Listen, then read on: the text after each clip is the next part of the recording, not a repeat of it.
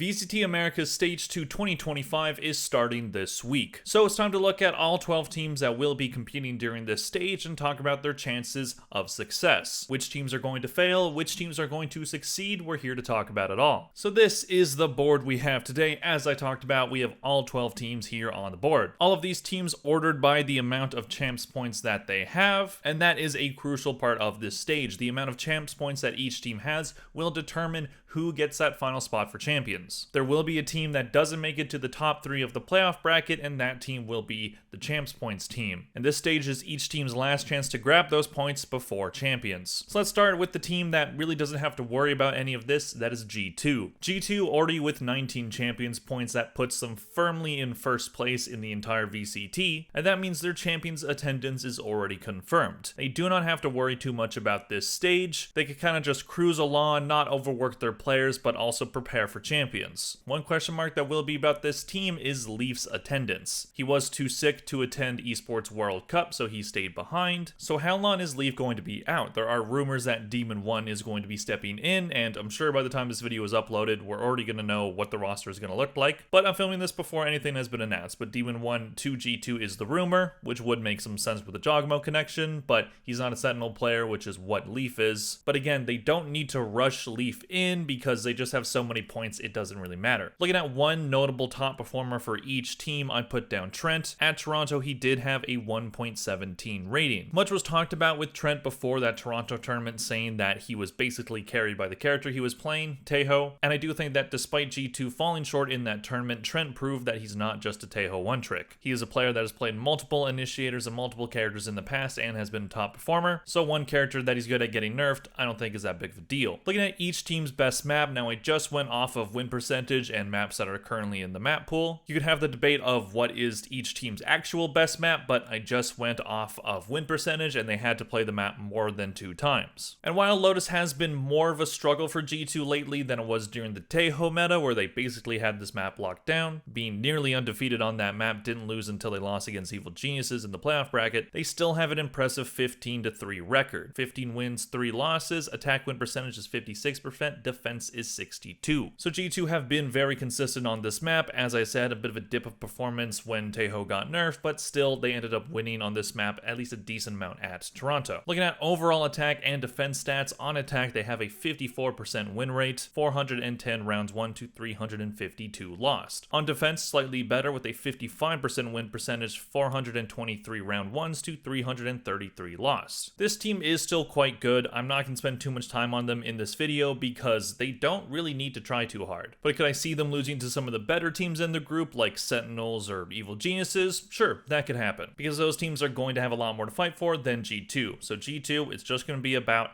how well can you prep for champs. Moving on, we have Sentinels, a team that doesn't have their champs slot confirmed, but is quite close. They have 11 champs points, which puts them pretty above the rest of the pack, but nothing is confirmed in the world of Valorant. Sentinels still have something to fight for. They do have a decent chance of confirming their champs attendance about halfway through the stage, because once they rack up a few more wins, it's going to be really hard for any team to be able to catch them. And overall, I do think Sentinels are in a pretty good spot. I have seen some discussion online about what's wrong with them. I have also gotten comments like that, and my opinion on it is nothing really. There's nothing really wrong with this team. They're a very good team. They're just not the best team. Sentinels understandably have very high expectations for their team, and they should. If you're a fan of a team, you should set your sights as high as you possibly can for the team. You want your team to win every tournament. And Sentinels have been good enough to have very solid runs at international tournaments this year, excluding Bangkok, of course, but they did well at Toronto. They just couldn't beat any team that wasn't a Chinese team. So you could use that as a point of criticism against them, but they still played quite well at that tournament and lost in an overall pretty close match against Fnatic when they got knocked out. I think this team really just needs to focus on steady improvement. This is a roster that does not have the same amount of experience that last year's roster did. They still have some incredible talent like Zekken, like Narrate. So I think most of this year, including their pretty strong performance at Esports World Cup, is just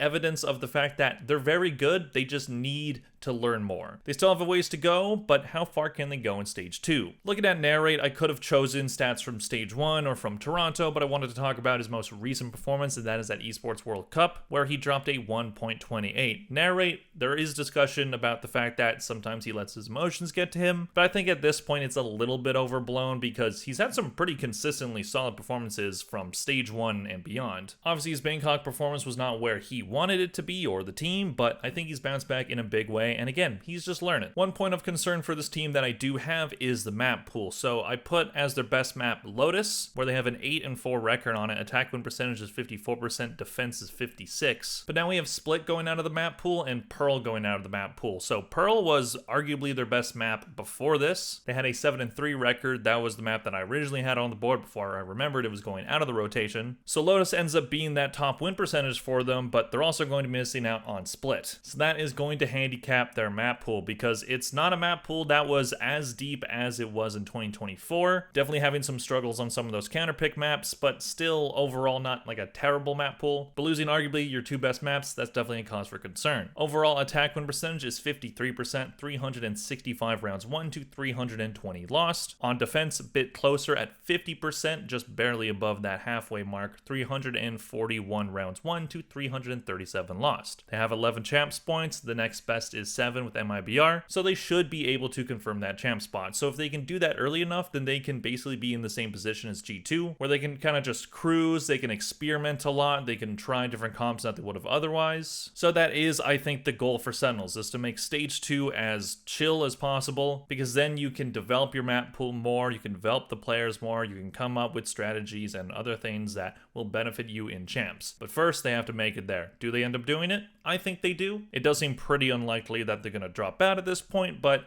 hey, crazier things have happened. Moving on, we have MIBR, a team that had a really strong Stage 1 that did end up with them qualifying for Toronto, and then had literally the single worst performance of any team at any international ever. So that's obviously not a very good thing for your team, especially a team with a bunch of rookies who would have really valued from at least a decent tournament run, but instead they get absolutely destroyed and they end up getting out of that tournament in a pretty disgraceful way. Ospas having his worst international performance, the only player really doing much of anything was Verno, and of course there was that whole thing with them not doing the press conference, and there's rumors around what was happening there, but we haven't heard of any roster changes as of recording. Maybe something happens, but I do doubt it at this point. I feel like if they were going to make a roster change, we would have known by then, and I don't think they should make a roster change. I do think this team is very solid. I hope there's not any internal issues, because in Stage 1, this team was very fun to watch. They had some really solid games. They were playing clean, nice, good Valorant, and just kind of got hit with OSPA second tournament of the year curse and just a lot of inexperience that just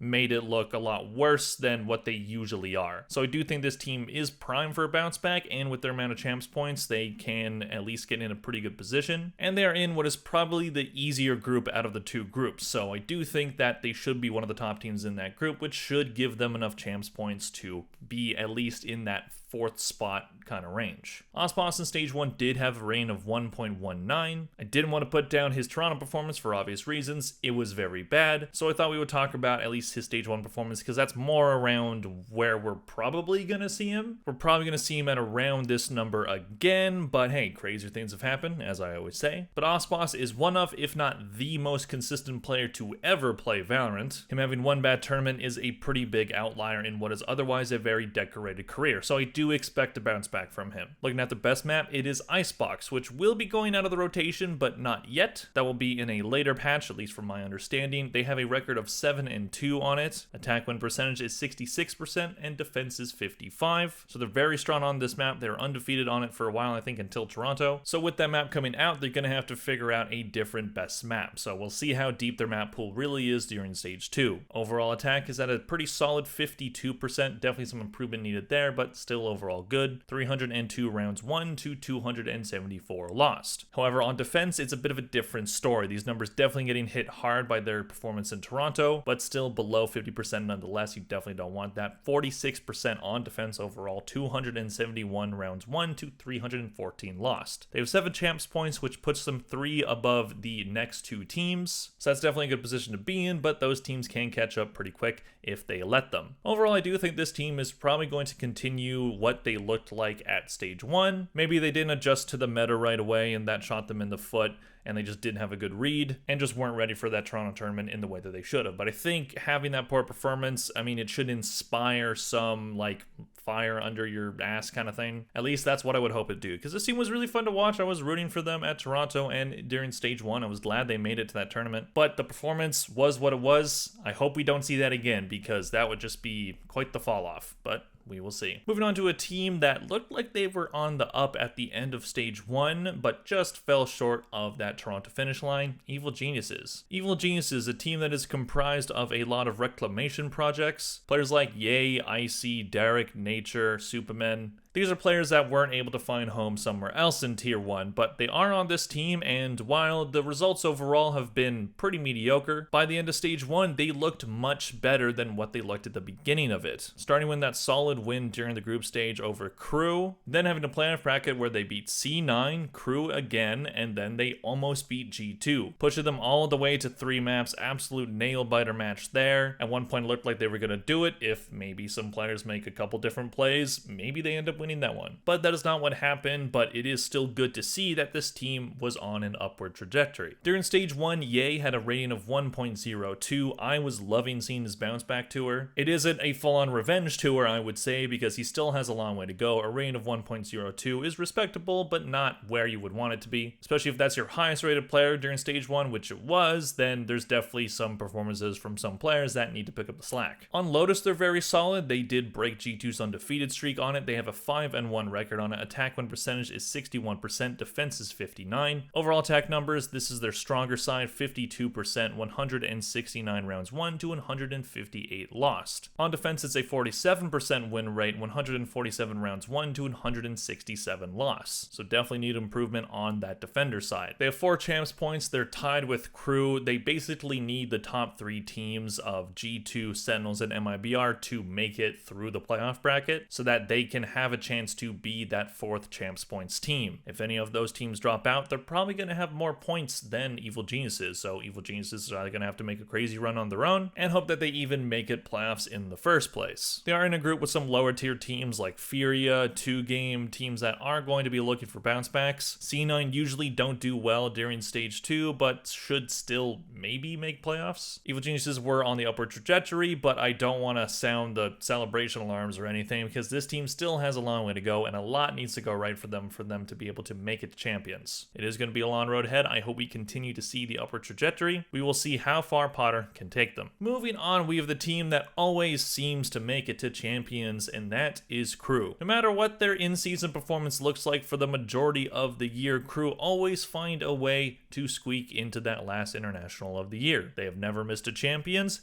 Is this the year that that finally happens? And this would be a pretty interesting year for that to happen, because I do feel like this Crew roster is one of the best they've ever had. Not to say that I think they're capable of going on a deep run at champions like they did in 2021, but I do feel like even with the departure of Adverso with Dante Deus coming in, I hope that's how you say his name, that this team still overall looks better than the 2024 roster. My one concern with the 2024 roster, however, was the fact that they didn't really have a set IGL, and I thought that with Adverso coming in, they finally have that set IGL guy, but now he's out of the roster. So I don't really know who they're going to the IGL role for next. It's probably going to be Melzer, which, I mean, he had some success on it last year, but I always felt like he wasn't the best choice for it. But they do have some pretty solid tier 2 talent coming in from Dante Deus, so maybe they start running a double duelist comp. Kesnet's probably going to play flex again because Dante is a duelist player, which does concern me. I prefer Kesnet when he's just duelist and that's it. But hey, the team seems to think otherwise, so we'll see how that goes. Speaking of Kesnet, in stage 1 he had a rating of 1.11. Crew were very solid during the group stage of stage 1, but then yet again fell short in playoffs. They did the same thing during stage 1 in 2024 as well. And Kesnet always seems to be a part of the upswings, being very good when he's needed, but then Kesnet seems to have those inconsistent moments, especially during playoff brackets. So that is a cause for concern. Can Kesnet continue a strong play that he showed in the group stage of stage 1 and not what we saw during playoffs. Not saying that it was his fault that they lost, but still. However, they are going to like that Bind is making its way back into the map pool. They had a 3-1 record on it before it got moved out of the map rotation, and a 59% attack win rate on it, and defense was 61. So a very solid map for them. They're definitely going to be happy that it's back. The overall attack win percentage is 52%, 175 rounds won to 161 lost. And just to point it out, for these numbers, I didn't include the recent little like saucy tournament that was happening. I felt like that's like kind of like a special streamer tournament. Didn't really want to put those stats in too much. It does come in for a different team though, which we'll get to, but for now we're talking about Crew. Crew's overall defense definitely needs some improvement. 185 rounds won to 189 lost. That is a 49% win percentage. They have 4 champs points. They are tied with Evil Geniuses. They are not in the same group as that team. So Crew is probably going to be fighting against MIBR for the top spot in their group. At least that is what I would predict. But there are other teams in their group that are going to be looking for bounce backs of their own. So we'll see what Crew can do. This team is a conundrum when it comes to their performance at this time of the year, because sometimes they can just look like absolute trash and then they'll go on to get top 2 during the playoff bracket. So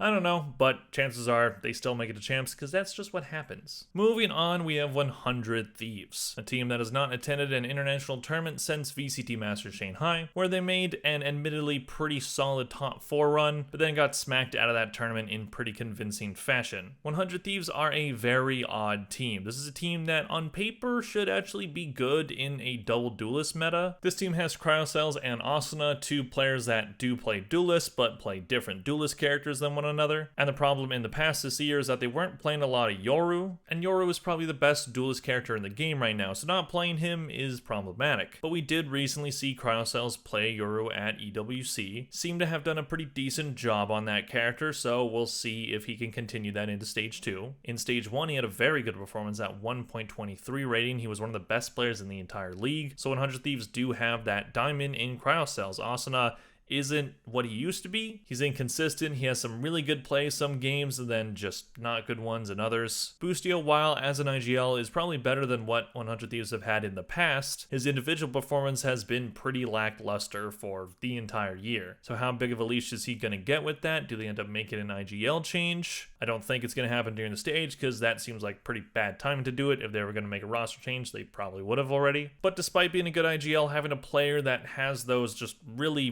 poor performances, that can definitely shoot your team in the foot. Overall, they have some pretty strong players. EU as well is a good one. Xander has not been bang, but he isn't like the worst player in the world. So there is some good to look at here, but not enough that I could see this team going on a run. Despite them doing well against G2 in the playoff bracket, if there wasn't that Vizolt glitch, maybe they end up making it to Toronto. But that is not the world that we live in. On Ascent, they have a 3-1 record. Attack win percentage is 45%, which is very good, but they do make up for it in defense with 61. Some of their better maps this year are out of the rotation. Fracture was good for them, that's out. Split was good for them, that's out as well. Pearl wasn't good for them, so that's fine. So their map pool definitely is a concern, especially in the current rotation. Their overall attack win percentage is 50%, 243 rounds won to 240 lost. Overall defense is 51% with 284 won to 276 lost. So overall pretty decent numbers on both sides, just breaking even, but definitely gonna want a little bit more when it comes to either side because those are not elite numbers by any stretch of the imagination. In terms of chance points, they have 3 of them, so they're behind both Crew and Evil Geniuses by 1, and they're up against Crew in their group, so that is going to be a very important match for them. They're not that far behind some of the other teams, but they still have a bit of a ways to go. I just don't know if I see this roster going on a run. I know they've gone on runs in the past, but I just think there's just too much that has to go right for this team, and they're a team that seems to get a really big upset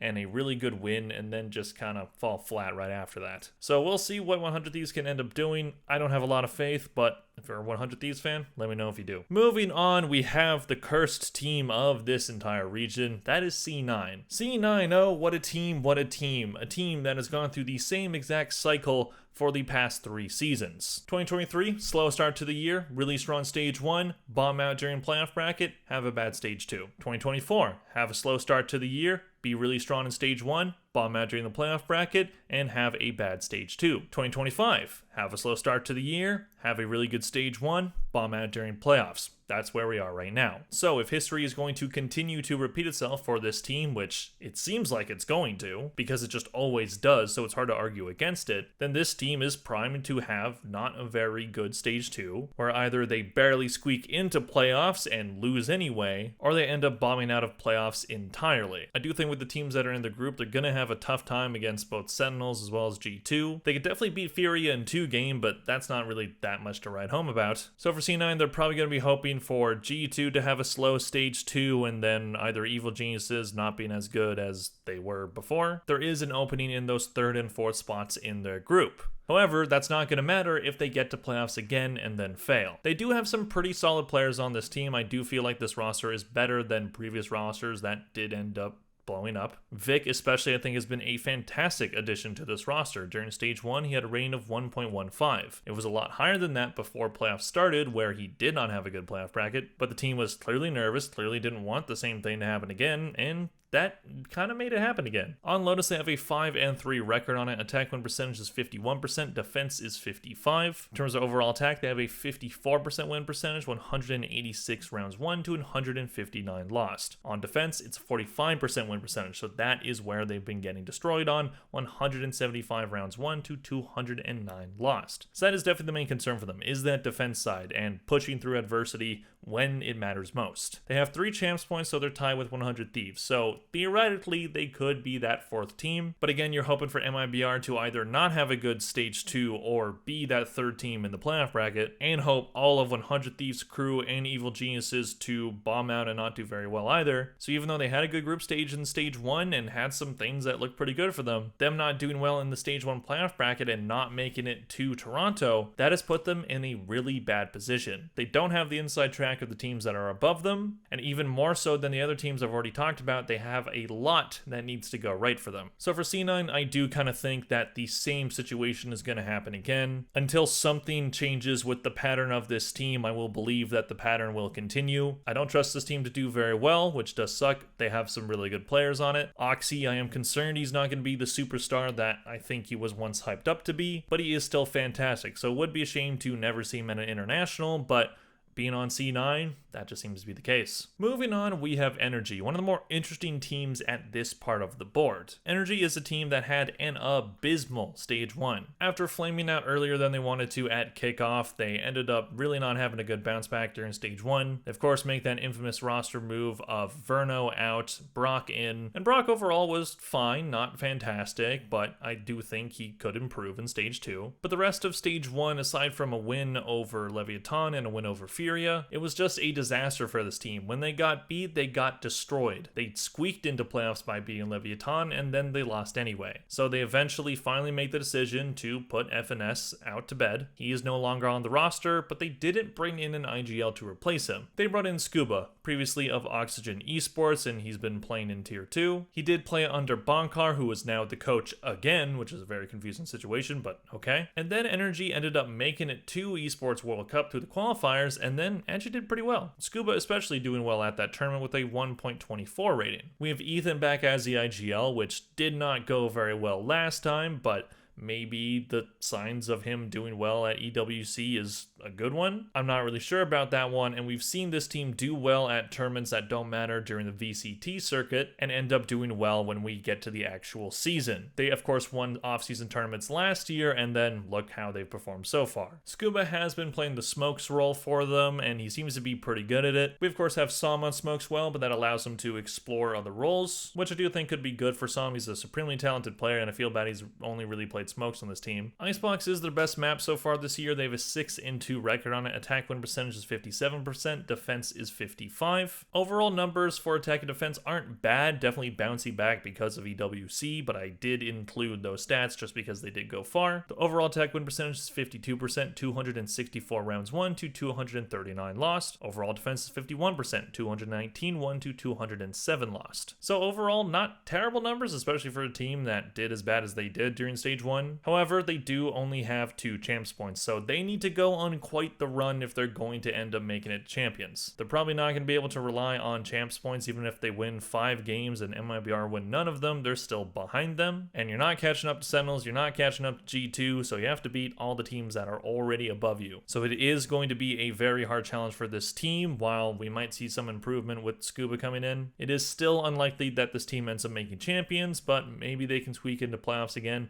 and end up doing that. Moving on, we have the bottom row of teams. Now, I'm going to try not to spend too much time on each of these teams because I don't think they're going to do very well, I'll just put it at that. But we have to look at them nonetheless, starting with 2Game. A team that has looked pretty abysmal throughout the entire year, even though Stage 1 wasn't the worst for them. While they did lose every game except for one, that one win was over Loud and it was pretty exciting. And we did see their performance improve after that. Still didn't get a win after that, but still improved play. And now they have Spike coming back in, who was their MVP during that Ascension run. So that is definitely going to help this team at least be more formidable. And as I talked about with both Evil Geniuses and C9, that 3rd and 4th spot in their group is definitely up for grabs. So it is possible this team makes it into playoffs, which would at least put them in the position to be able to compete in the Ascension tournament. I don't know what's going to happen if both 2Game and G2 end up making it to champs, but I don't think that's going to happen. That would be pretty insane if it did. I think after that's based off of which team does better in the tournament, which would probably also be G2, but either way, 2Game, there's a fighting chance. I'm not going to say it's impossible for this team to do well, but it is going to be very tough. Their MVP during Stage 1, at least for players that stuck around for the entire stage, LZ, who had a rating of 0.94, so didn't even break 1, and that's basically your best performer. Now for the best map, I talked about earlier how I didn't include that saucy tournament that was happening for any of these stats. However, 2Game is the one time that I'm breaking that rule because their map pool is just... oh, it's so bad, it's abysmal. But because of that tournament, they now have a 2-1 record on Sunset, which was not in the map pool in Stage 1. So they do seem pretty good on this map. Attack win percentage is 64%, defense is 35%. So that defense side is pretty abysmal, but again, that attack side makes up for it. The overall numbers, however, are bad, and these ones don't include that saucy tournament. They have a 39% win rate on attack, which is 78 rounds won to 122 lost. And on defense, it gets even worse with a 26% win rate, with 66 rounds won to 118 lost. Absolutely abysmal numbers. I think the worst on the board for both of those categories. So that definitely isn't where you want to be. They only have 1 champs point that is because of their win over Loud. It just seems like so many stars have to align for this team to be able to make it even to playoffs. There is that chance maybe they end up being better than Furia and then one other team, but it just seems like too much of an uphill battle. So I'm not expecting it, but maybe it does. Moving on, we have Leviatan, a team that has gone through quite a bit of change over this season, fielding essentially their 3rd roster of the year, so 1 for each stage, and hey, maybe if they make it to champions, they'll do a 4th one. Fielding technically their 3rd different roster of the year, so a lot of turnover for this team. First, it was Natank going out for Rossi. Rossi ends up not doing very well with the team, just was not a fit, seemed like both in the server and out of the server. So now he goes out, as well as Demon 1, and then we bring in some tier 2 talent. We have Sato coming in, a Brazilian player, then Okeanos, a Vietnamese player. Sato is playing duelist for this team, which definitely seems like the right fit when they didn't really have a good duelist player, at least one that could consistently be good on that role. Okeanos seems to be playing smokes with a little bit of deadlock in there. So maybe these 2 new tier 2 talents come in and make a big difference for this team. It is definitely possible, and they did perform well at that saucy tournament, and they are in arguably the easier group, but that group is arguably the easier group because, well, they're in it. Lotus is their best map win percentage wise with a 2-1 record on it. Attack win percentage is 66%, defense is 43%. Overall attack is 49%, 125 rounds won to 131 lost. On defense, 45% win rate, 116 rounds won to 142 lost. They only have that 1 champs point. It's because of a win over Furia. Not exactly anything to write home about, but a win is a win. To me, much like 2G and the other teams in this bottom row, it just seems too hard. Just to do like a quick read of their group, Crew, MIBR, 100 Thieves, and Energy are probably the teams that are going to be top 4. The one that you're most likely to knock out, I would say, would be Energy, just based off of Stage 1 performance, but they've made some changes. 100 Thieves is definitely vulnerable as well, but I think those teams are still better than Leviatan. During Stage 1, Tex was probably their MVP. Demon 1 actually did have the highest rating, but he's off the roster now, so I'm not going to to put him on the board. Tex had a rating of 0.95. A player that has been good at times this season, has been some of the reason why they haven't done totally terrible, but also not the reason why they're winning, if that makes sense. They made some roster changes that on paper seem like good additions, but it is all going to come down to how they do when it matters most. Moving on, we have Loud, another team that did end up doing a lot of roster changes. Tui's, Digizin, out. Verti, Robbie BK, in. Robbie BK definitely being the more curious pick there. Freddie is a tier 2 player from the Dominican Republic, so he's not Brazilian, but that is at least closer than where Robbie BK is from, which is the Netherlands. So he's coming in as an EMEA import. Previously was on Gentlemates during kickoff, but didn't have a great performance. It was actually very inconsistent. It was either he was doing really well or was doing really bad. So he comes in and maybe he's this team's IGL, but I think either way it's going to force him to come in English, which, well, how does that work for Kawazine as well as Luke Show? I know Pancata has had his struggles with English in the past. I assume he's better than what he used to be, but I don't really know how these new additions are going to work out. I do think that one of the additions they made during Stage 1 is going to continue to be really strong, and that is Luke Show, who had a rating of 1.23 during Stage 1. Smaller sample size than some of the other players, but still one of the best ratings in the entire league. That is definitely a good sign for this team. They have one of the best, youngest Brazilian talents, but can he keep that performance up? Kawazine and Pancata are still here. I do question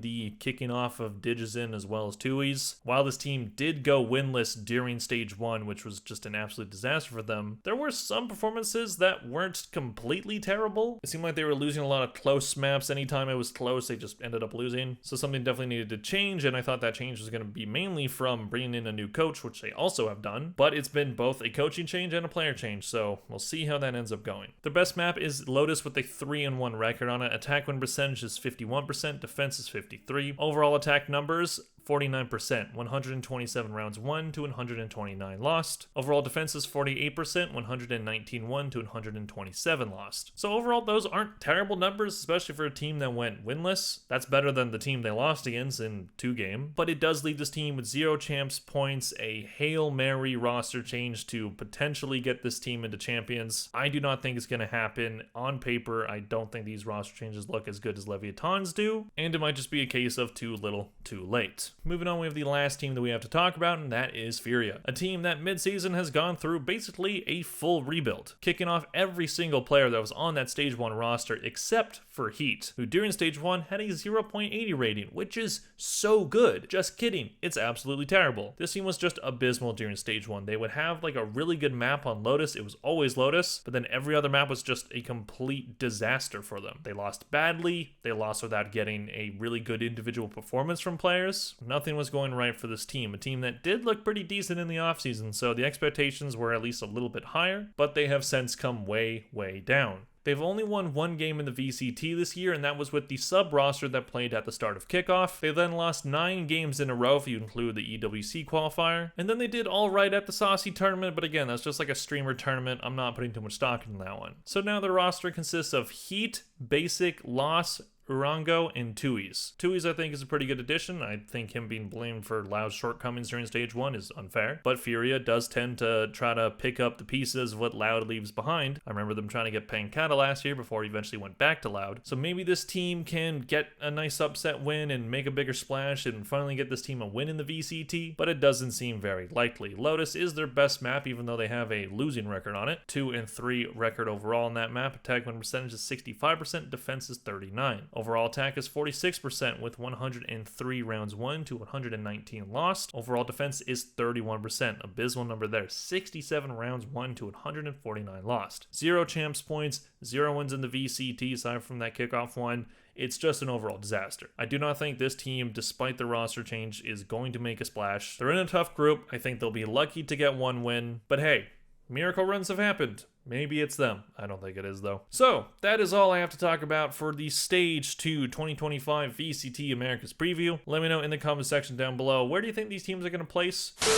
Hi, this is Kyle from the future, just coming at you to say that I will be watch partying the Americas games in Stage 2 this year. Oh my god, how crazy is that? Starting on Friday, I will be co-streaming the Americas games. I won't be able to start at the C9 versus Furia game because I will be working at 2 p.m. So unless that game goes long, I'm probably just gonna start with the Leviatan versus Loud game. Maybe I can catch C9 and Furia midway through it. We will see. And then after that, unfortunately, I am busy Saturday, but Sunday I will be able to stream 100 Thieves versus Energy. And if that one's quick, then probably a little bit of Sentinels versus G2, but probably not all of it because I got more plans. It is a busy week for me. July's just been kicking my ass with how busy I've been, but I will be co-streaming games and hopefully more frequent in the weeks to come. So we'll be streaming live on this channel as well as chillout_spark on twitch.tv. That is my Twitch channel. So you can go subscribe to either of those and watch on your preferred platform. Either way, I will see you guys during those live streams. Who do you think is going to grab those spots for champions aside from G2? How do you think each of these teams are going to do? Let me know all that and more in the comment section down below. Please click like and subscribe if you enjoyed this video. Thank you all very much for watching. I'll see you guys in the next one. Bye.